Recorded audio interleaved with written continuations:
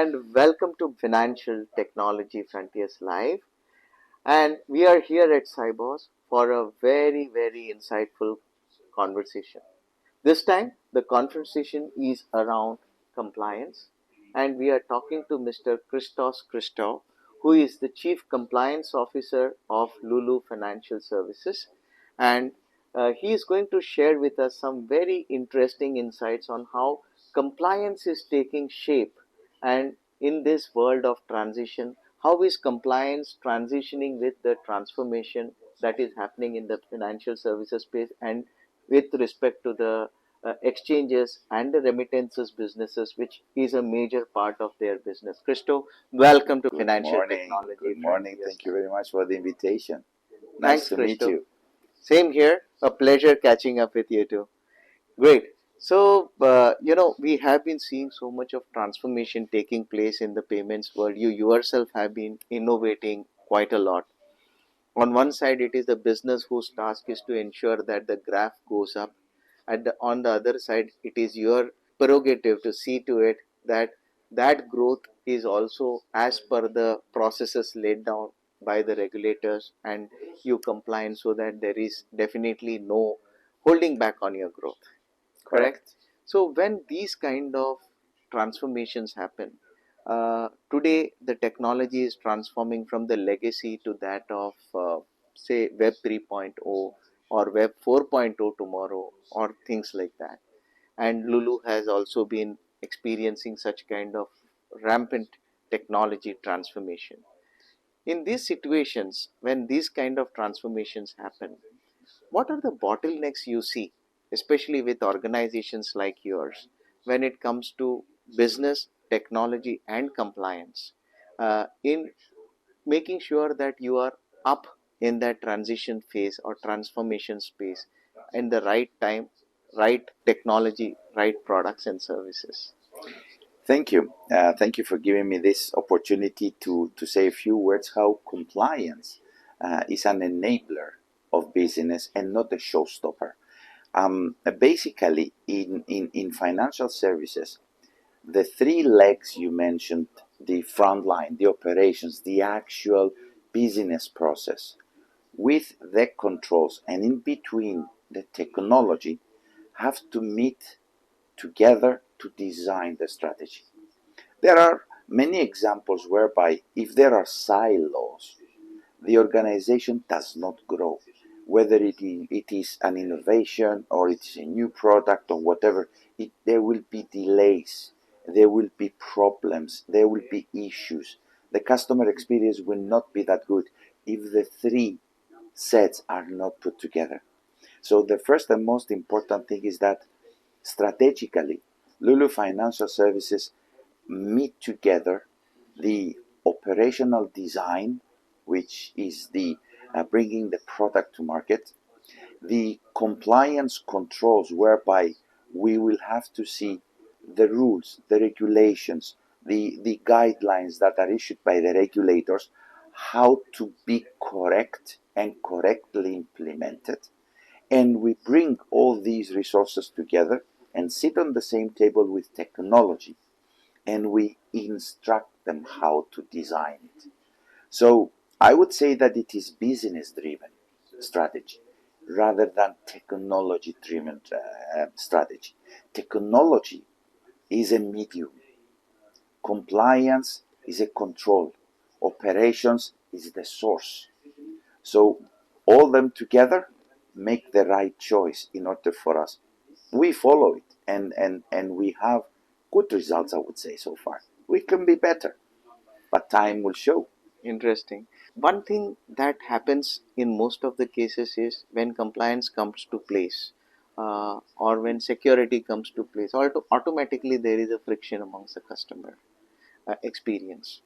How are you working as a compliance officer with the business teams and the technology teams for making sure that this experience of the customer is basically frictionless on one side, because that is what the customer want to the extent possible, so that there is minimal kind of friction on one side, and on the other side, how are we enriching the experiences of the customer, be it at the pricing level or be it at giving separate offers level, or what are the new things that are coming in enriching the experiences?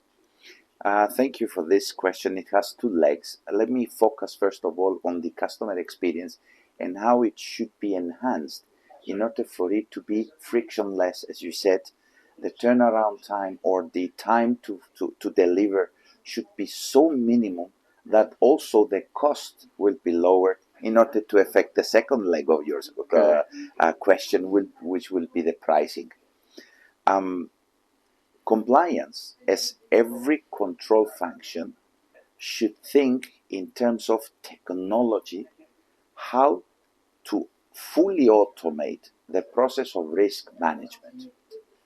We do our homework, we do our financial crime risk assessment, we identify the gaps that we have from the regulation and the processes of the operations. We bridge them and we close them by putting automations like machine learning, artificial intelligence and robotics, advanced analytics in place, whereby with the dynamism that technology brings together today, all this can be in milliseconds. So every customer engagement with the company, with the financial service provider, which means either at registration or at KYC level or at every transaction, it's speeded up by the automation process. That is, we capture it, we analyze it, we put it through all these controls that they are there, and on top of it, if there is any trigger that is or an alert created, we put the artificial intelligence or the robotics to minimize the effect of faults, of mistakes, so that by experience I can say that more than 97%, more or less, of the customer transactions are going frictionless. They are going straight through processing, as we call them in payments. Banking. So the time to deliver is reduced to milliseconds, or the worst case scenario, seconds. We are proud to say that in Lulu Financial Services and in our group, the majority, more than 95% of the transactions, I told you 97 is somewhere there on average, between 95 and 97, are going within 5 seconds. Wow. Towards that. So that enhances the experience of the customer at frontline. What we have to understand also is that it takes time in order for this to be built up. Too much investment in technology, too much investment in training of the people, too much investment in automations, further to what technology, the simple technology will bring. And then, of course, you need to comply with the regulations. So we invest in people as well, sophisticated people, to investigate those parts that they need a little bit of more manual touch. Having said that, completing the first part of the customer experience as much frictionless and fast as possible, we go and deliver to the operations a tool and a methodology to start their pricing differentiation. So if you have such an efficiency and you can promise your customer fast payments, then you can reduce, you calculate your cost, you reduce your cost, and then you reduce your price. So you become more attractive to the customer. Wonderful. And that's what exactly is compliance doing as an enabler, basically. We speed up the time. Wonderful, wonderful. So it is an accelerator rather than a Exactly. decelerator. Wonderful. Now, just coming to this experience perspective, I think organizations have been innovating to give the better pricing models to the customers, better offers to the customers, and things like that. How has Lulu Group been working with, or the financials group been working around the customer's interest and trying to do it with automation or analytics or things like that? Very critical question what you're asking now, and I don't know about others, but we try to be within the market culture. What does this mean? In the market we serve as Lulu Financial Services of Lulu Financial Group, we mostly deal with customers of lower income. We're in the low value retail payments, as we call them. More than 85 to 90% of our business is into that range. Somewhere around, I don't know, $1,000, $2,000, $3,000 equivalent transactions. So being there, the market is very sensitive at cost. So we have common interests between all the members, if possible, within the same market, and we sit down and discuss what is the effect of a price reduction or a price increase. So we rather agree on the steps that we take. I don't believe that a financial services services players within our sector compete with price. It used to be that in the past, but due to the imposition of regulations, the cost has increased. So small players cannot reduce the price or the fee that they charge in order to gain customers. They will gain them just temporarily. If they cannot support them with fast experience, with good products, with availability of resources at any point where they are, we have we have already 300 global branches.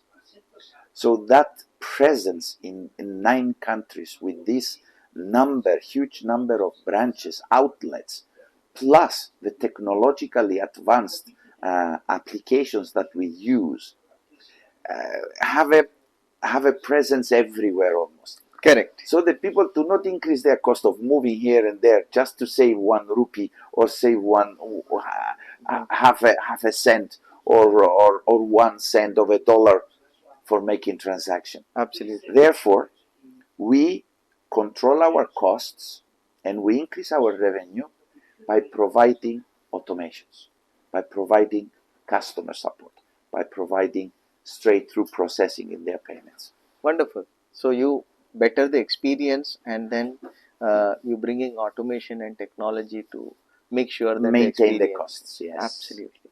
So coming to this transition, what are the key bottlenecks that organizations like yours have been seeing when you adopt certain kind of technology, or when you leapfrog to a newer technology? You have gone into blockchains, you have gone into recent announcements about blockchain or NFT tokens or things like that. What kind of bottlenecks have you been seeing? We are not in all these new technologies, meaning products that they offer. Mm-hmm. The virtual assets or the virtuality of assets is not part of our world yet. Mm-hmm. What is part of our world is the underlying technology like blockchain, you mentioned before, in order to fast track and advanced APIs, to fast track the process that we offer and reduce the turnaround time. So the bottlenecks that we find are all related, first of all, the majority of them, on the regulations. The new virtuality or the new virtual assets that are created now,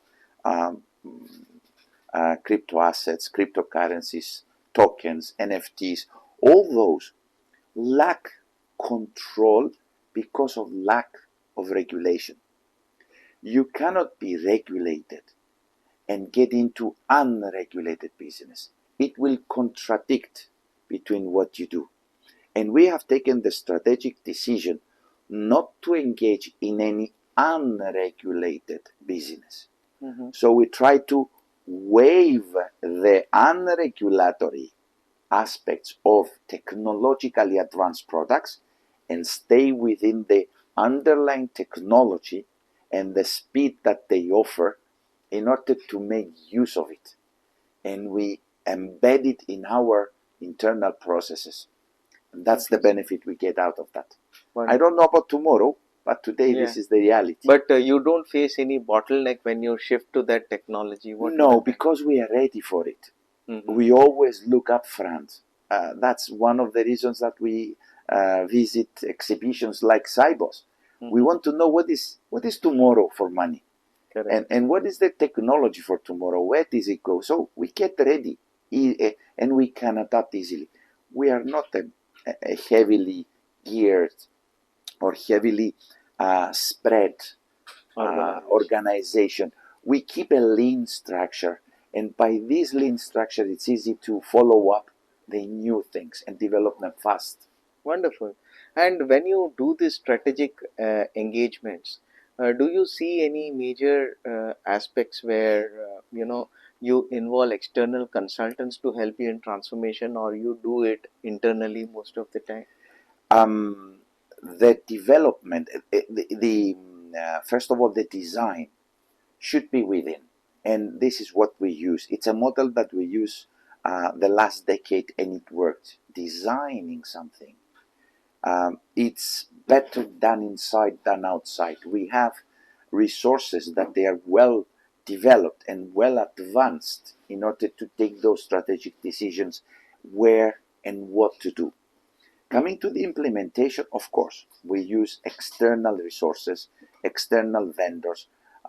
Many times we use consultancy in order to understand what is the best technology to use, and we rely on partners that they give us their consultancy among the services that they will provide for us. We are very selective in which ones to use, and we keep the consultancy and the external examination of what we do as an independent function, so that they have a bird's eyes control over us and tell us, here you go right, here you go wrong. So if I would answer your question in with one word, I would say maybe. Okay. That is a very short and sweet answer for what I have asked for. And when there are these technology transitions taking place, you see a lot of product transformation, process transformation, and people transformation. How do you look at the product and people transformation happening, and what kind of difficulties you see, and how do you work around it? The process transformation, I believe it's easier than the people transformation. We are a young led organization, so we attract resources from younger generations, whereby they have the transformation within their ecosystem. So they bring the transformation within the way they work.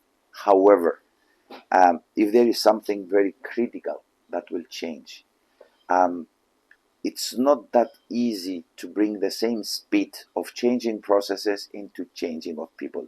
We do extensive training, internal and external.